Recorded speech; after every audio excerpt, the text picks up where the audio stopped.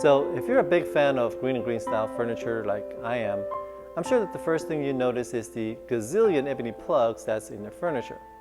Now, the ebony plug is probably one of their classic signature details. And if you want to get involved in making Greene and Greene style furniture, well, you're going to have to get used to making square ebony plugs. Now here we have one of our class projects, the Blacker House inspired chair. This chair is made by Chris Urias, a very talented woodworker, a good friend, and also an assistant to many of my classes.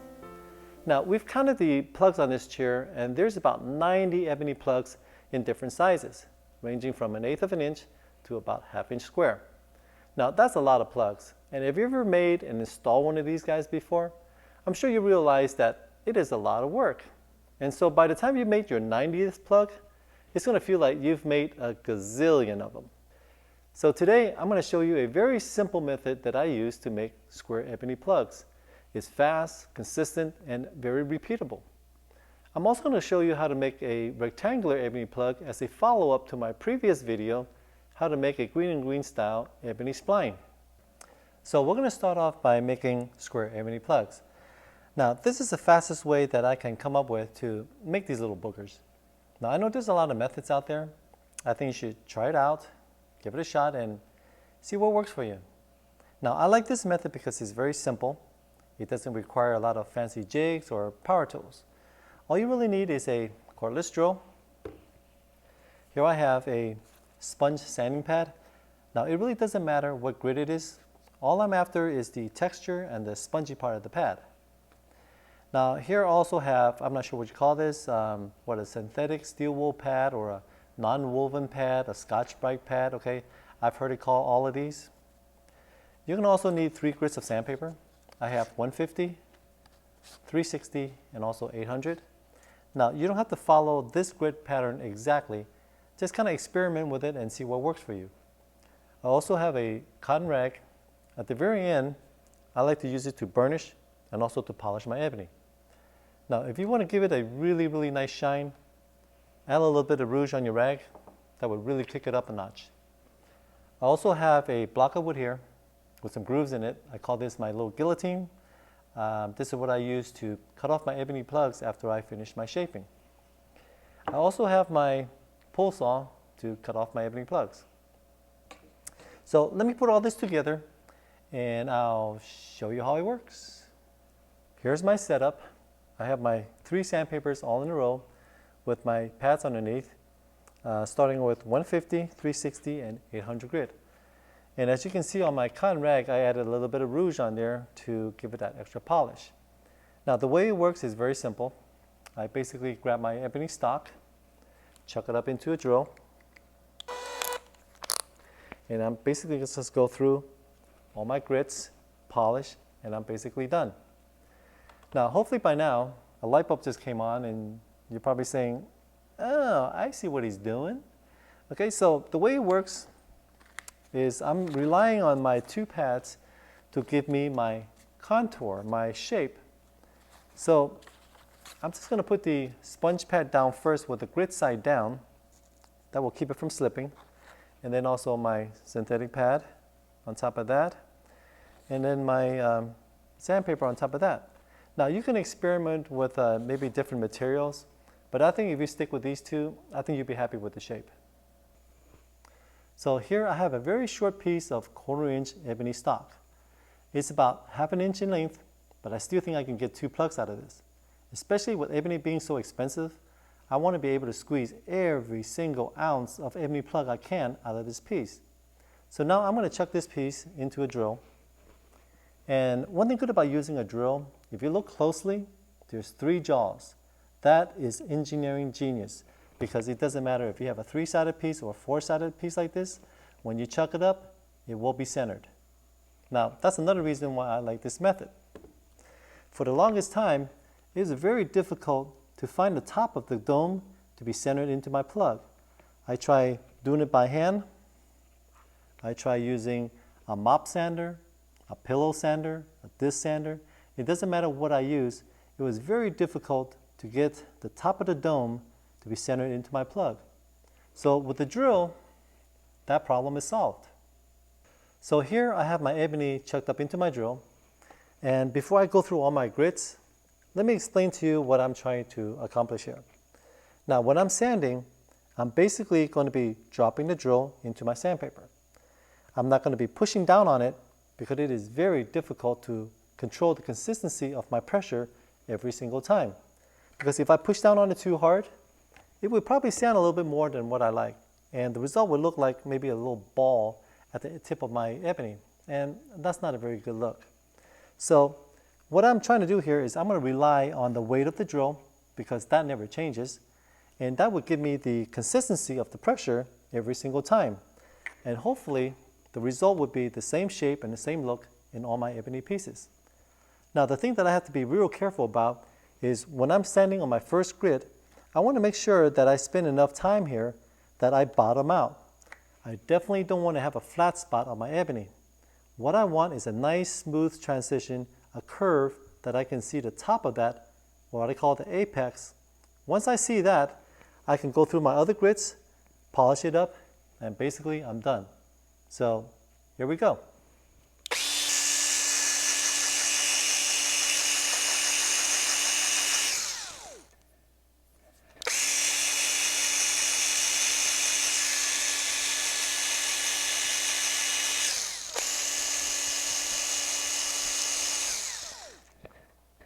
Okay, see if you can take a look at this.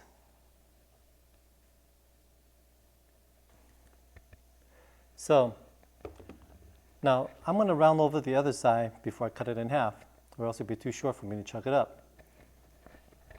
This way you can see how fast this whole process goes. Okay, so here we go.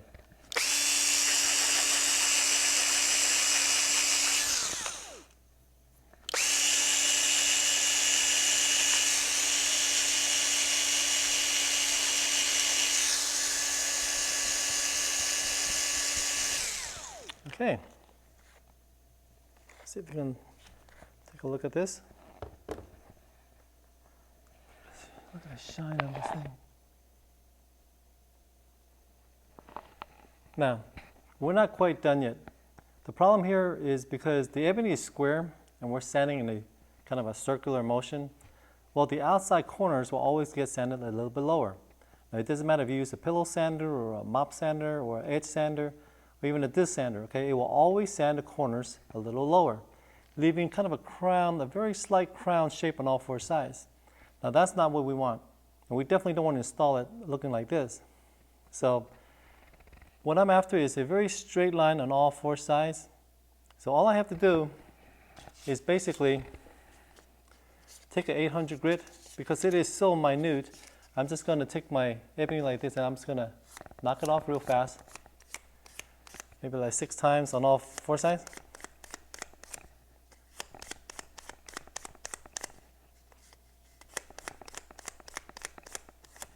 And there it is.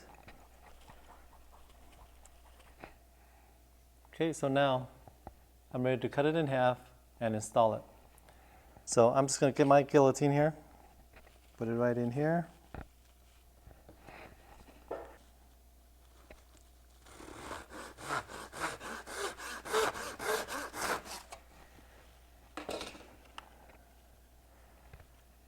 Okay, so let's make the mortise and have this thing installed. So here I have a piece of mahogany. So to get my mortise, I'm going to use a hollow chisel. I highly recommend you getting a separate chisel dedicated for this purpose. Now if you use the chisel from your mortising machine, what's going to happen is you smack this down a few times, it's going to mushroom up the top. So if this happens to this chisel, believe me, you're not going to be able to put this back into your machine again. So get yourself a separate chisel just for this. Now there's a couple of ways to do this. You can first drill a smaller hole, about a 32nd of an inch smaller. So if I'm using a 1/4 inch chisel, I would use a 7/32 of an inch drill bit. After I drill it, I'm going to place the chisel over the hole, make sure I cover the hole, and then I'm going to smack it until it bottoms out. I pull it out and I clean out my mortise. Now, another way that I probably prefer to do is to locate the mortise where I want it. I put my hollow chisel over it, tap it slightly, Okay, and then use a drill bit, the biggest one that you can find that would actually fit into the hollow chisel. I would drill down to about 1/4 of an inch. I pull it out, and then I'm going to smack this until it bottoms out. Pull this one out, and then I'm going to clean out my mortise using a 1/4 inch and an 1/8 inch chisel. So let me just show you how I do this.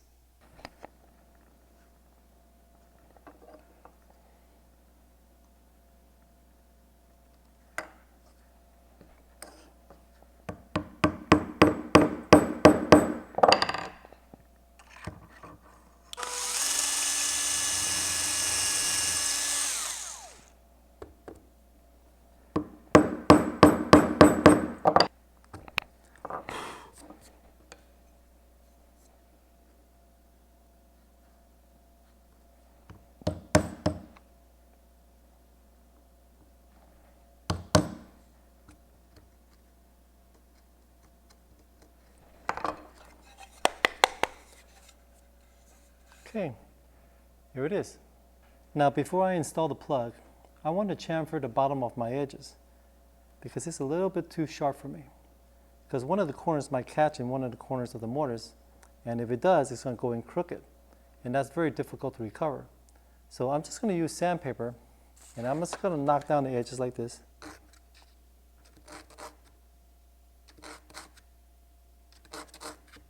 And then I always like to put a little bit of glue in my mortise before I install.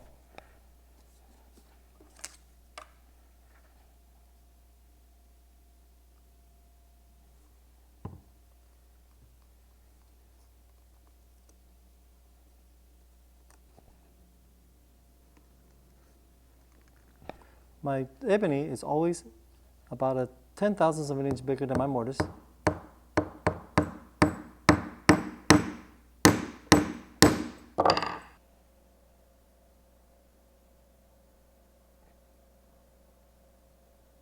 Now, another way to get that pillow shape on your ebony plug, I'm going to use a router table.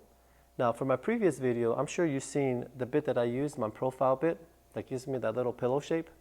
Well, I'm going to use the same bit, and basically, this is how simple it is. I'm going to use a slet like this, set this router bit on the router table, and I'm just going to run it across this way, flip it, and then run it across this way, and I'm pretty much done. It's that simple. I also eliminate the worry about having my corners being over sanded because my ebony is not really spinning in a circular motion. So to use this jig, I definitely don't want to have small pieces like this trying to hang on to that thing and have my finger that close to the bit. Not something I want to do. So that's why in order to use this jig, you want to make sure you have a nice long stock like this. So here, if you remember from our last video, we made the protruding ebony spline. So now what we're going to do is we're going to finish it up by making some rectangular ebony plugs that fits into these slots. To make these mortises for my ebony, I chose to use a router table. I have a 5/16 bit set up. The depth of cut will be 3/16. I have the fence positioned so that the cut will be centered between my board. So to make my ebony plugs for my mortises, I always like to start off with a bigger stock. This one here measures 1/4 of an inch thick by 5/16 of an inch in width, plus 5 or 6,000 of an inch bigger. The reason why I want it bigger is because I want to have a nice snug fit like this on here. If it's too small, it's not going to work. And if it's too big, I can always sand it and make it fit very nicely. So before I start cutting it up into little pieces to fit into my mortises, I want to make sure that I cut my profile first using the same bit as I did when I cut my ebony spline. This way, the shape has some continuity between the two here. So for me to do that, I came up with this jig here. Actually, it's almost embarrassing to even call this a jig because basically it's this piece of plywood with a rabbet cut in here. The ebony sits in the rabbet, and I glue a piece of a stop here. This way, when I'm routing, it holds the ebony in place. So the way it works is you just put the router bit in the router table. I put this right up against the fence, and I just run it straight across. That will give me my profile.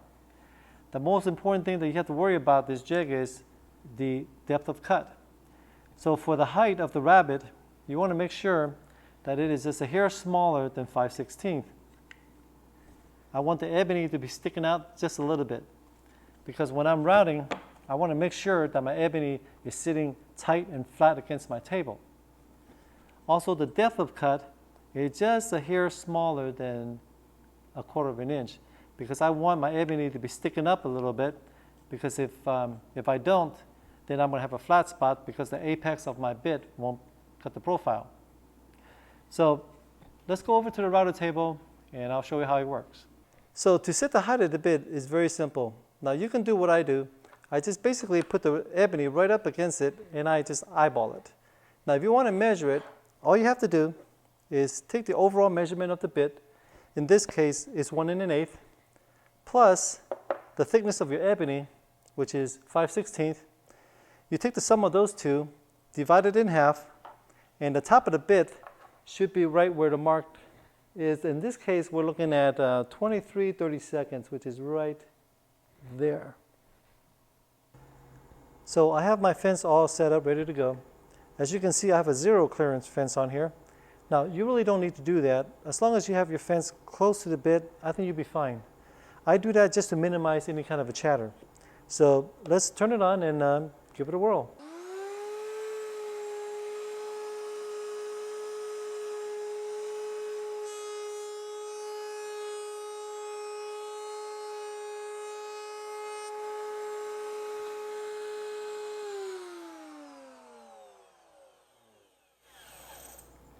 Well, let's see how it looks like. Here's my profile. Now that we got our profile cut, the only thing left is to mark it, cut it a little bit oversized, and sand it to fit. Thanks for watching, and we'll see you next time.